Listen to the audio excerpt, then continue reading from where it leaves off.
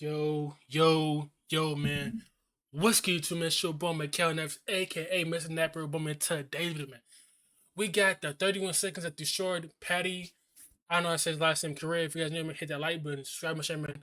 Let's get into this video, man. Let's go. The entire world was supporting Paddy Pimblett, until just 31 seconds of talking revealed he was actually super unlikable. His rapid social media growth subsequently disappeared, while the comments became so brutal he couldn't even handle it. I can't say anything without people jumping on it. The nasty comments get to you. I don't sign into my social media anymore. Everyone quickly decided Paddy wasn't the next big thing, which is all people could talk about during his rise. And what Blueface say?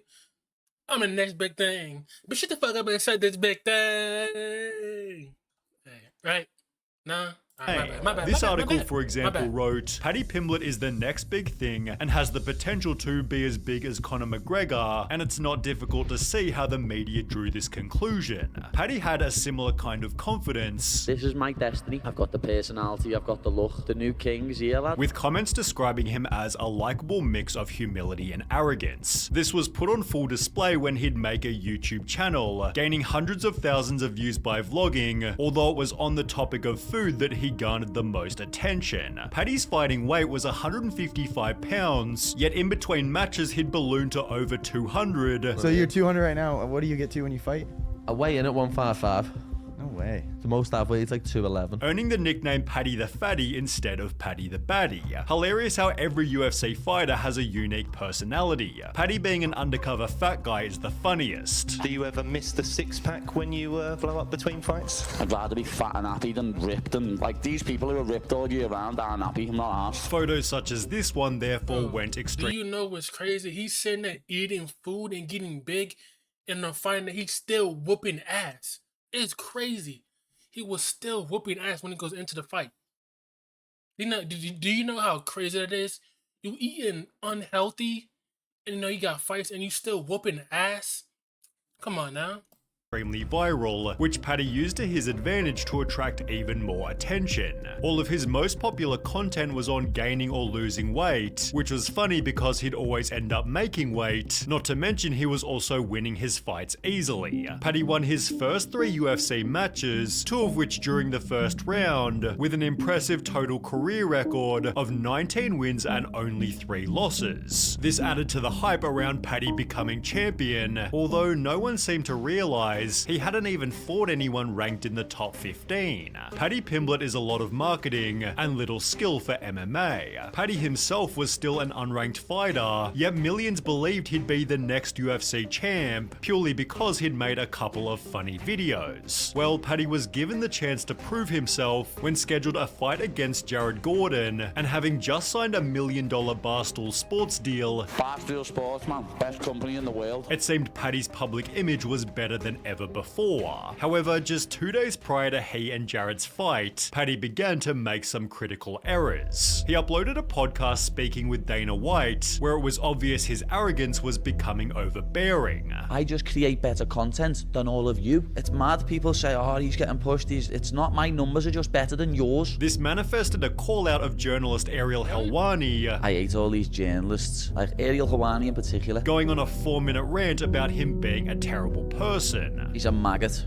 He's a lizard. Paddy's rant seemed kind of fun and edgy, until Ariel responded, destroying Paddy in return. Everything that was said was a lie. It's lie after lie after lie after lie. Paddy made the claim that Ariel was fired from every job he had, Every decent job he's had, he's been sacked from. yet Ariel explained that he hadn't been fired from any, Got sacked from every decent job that I have. Let's talk about the jobs that I've had. even displaying a tweet by his former boss who wrote, "We had I hoped..." mean, come on now. Somebody said that if somebody's spreading rumors and lies that you got fired from all your jobs, of course you got to speak up.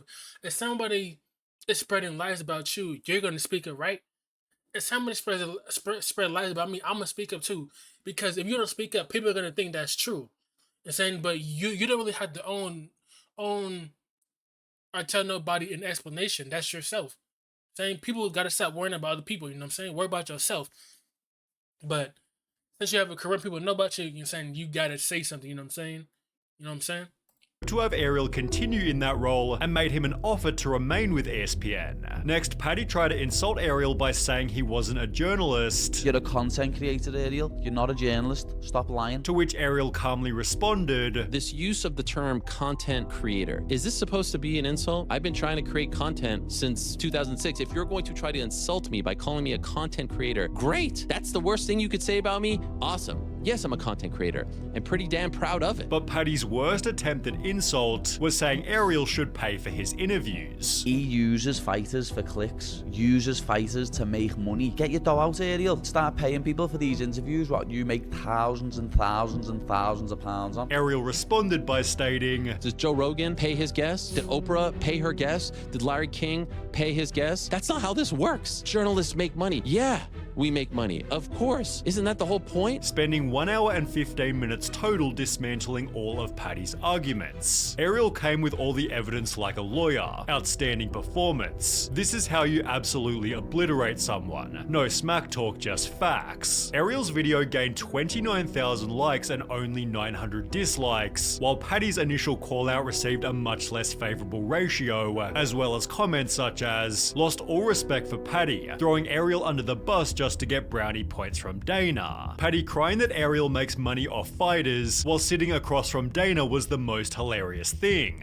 Who would have thought Paddy's biggest knockout loss would come at the hands of Ariel Helwani, weakening crazy. Paddy's image before his biggest fight so far. Paddy waltzed into the match as confident as ever, with the audience expecting he'd beat Jared Gordon easily, although this isn't what would happen. Paddy spent the entire fight eating punch after punch from Jared, and by the end it seemed obvious that Jared Gordon had won. Out of 24 scores by the media, 23 called Jared the winner, and in a Twitter poll asking the Damn. public who'd won, 80% believed it was Jared. However, by some miracle, the judges ruled in Paddy's favor, completely surprising everybody. Huge L for our judges on that one. How? Why the judges did my guy J Flash Gordon MMA like that? Everyone in lost. our building was like, damn, Paddy lost. The entire world was quickly turning on I mean, you gotta realize sometimes they want a certain people to win just so, you know what I'm saying, they can get that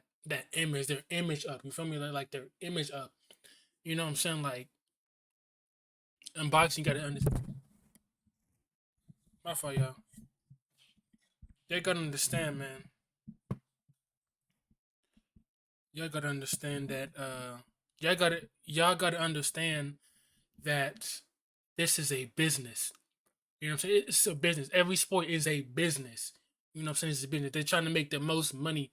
They're trying to promote the best fighter or entertainer that know them can get views. That's what they're trying to do. You know what I'm saying? Paddy, which he could have turned around with a humble post-fight interview, although over the course of only 31 seconds, Paddy instead did the opposite. Joe began the interview by stating, "I'm here with the winner, Paddy the Baddy. Paddy, that was a close one," to which Paddy responded with, "No, it wasn't, that wasn't close. You just controlled me in the third. But you know what, Joe? Have you consulted me manager and seen how much you're paying me for this interview?" To which Paddy was met with silence. Joe then continued, "You don't think it was a close fight at all?" To which Paddy responded, "No, not at all. I won the first 2 rounds and then coasted in the third. I knew I was 2 rounds up, so I didn't want to do nothing dangerous and risk losing the fight. I knew for a fact I'd won the first 2 rounds pretty easily, and demanding fight of the night as he walked off the stage definitely didn't help anything. I can't believe Paddy wanted fight of the night. He already got gift of the night. What an arrogant guy to say it wasn't close after he just got gifted the decision. This was honestly in the top 5 worst robberies I've seen, and his arrogant attitude after it is just making him look like a pleb." Paddy then went into a press conference where his arrogance became even worse. Everyone's got an opinion, lad. The opinions are arseholes. You know what I mean? Everyone's got one. I know I won that fight. Simple as. I deal in facts, lad, and everyone talks about me, lad. That's how they stay relevant. People mention me. And despite Jared Gordon himself tweeting, "I was robbed and everyone knows it," Paddy still went into more interviews refusing to show humility. The other person won. You don't see that at all from any others. No. The other problem was that people had realized Paddy wasn't as skilled as they thought. There was a real belief after that fight. Okay, Pat. I mean, that is true. I'm not saying him, but there are some people in sports or stuff like that that's really not, you know what I'm saying, really gifted or really have the skills. Feel me? 'Cause sooner or later they will get exposed. You know what I'm saying? Sooner or later they will get exposed. You know what I'm saying? Sooner or later they will get exposed. You know what I'm saying? Sooner or later they will get exposed. It's just a matter of time before that happens. You know what I'm saying? Paddy's not as good as we thought he was. Now sure, he could easily knock me out in under 3 seconds, but talks of him being champion was still a couple of years too early. Paddy looked like a journeyman. He's clearly not ready for the top 15. I could care less if I ever see him in a fight again, and apparently neither did the rest of Paddy's fans, as he began to lose thousands of followers per month. Additionally, people uploaded videos such as Paddy the Baddie getting rocked by unranked fighters, and Paddy Pimblett all losses in MMA, conveniently just days after Paddy ruined his image. Paddy then began to realise he'd made a massive mistake. The amount of times I've been told I lost that fight. The last year has been quite hard, to be honest, lad. The amount of people that have just been giving me hell on socials and online and stuff like that, know what I mean? I was the low-hanging fruit that it was easy to jump on the hate bandwagon at the time, so everyone did it. And all of a sudden, this statement, I'm always going to have this media and this big bubble around me whenever I turn up to fight, was looking a lot less likely. He believed that his next fight could fix all his problems. When I beat Tony Ferguson, lad, everyone will jump back on the bandwagon. Although this didn't really happen. You see, Paddy was scheduled to fight Tony Ferguson, who'd lost all 6 of his previous matches. Paddy therefore recognised that there wasn't much glory in beating him. When I win, people are going to be like, oh, I was on a 6-fight losing streak anyway, he's finished anyway. Although ending the fight with a win was definitely better than losing. This time, Paddy gave a much more humble post-fight interview. He's one of the toughest men out there. Hats off to him, he's an absolute legend. Leading to comments such as officially off the Paddy hate train. Couldn't help to notice how determined he was, and humility goes a long way. Now, welcome to the UFC. Bro, you know what I'm saying? People. See, this is social media has ruined a lot of people's mind because people pick and choose. Like, say if somebody breaks it right, people would pick and choose a side and didn't know what happened. You know what I'm saying? Paddy. He'd therefore gained back 300,000 followers, although it didn't restart the hype train like Paddy might have wanted. Others have suggested it feels like the spark has completely left him, although at the age of 29 he still has plenty of time to prove himself, albeit now with a much more grounded perspective. Probably never answer questions again in a post-fight interview about the actual fight until I've watched it back. In my own head, I'd done well in that fight, and then I watched it back and it's a completely different fight to what I had in my head.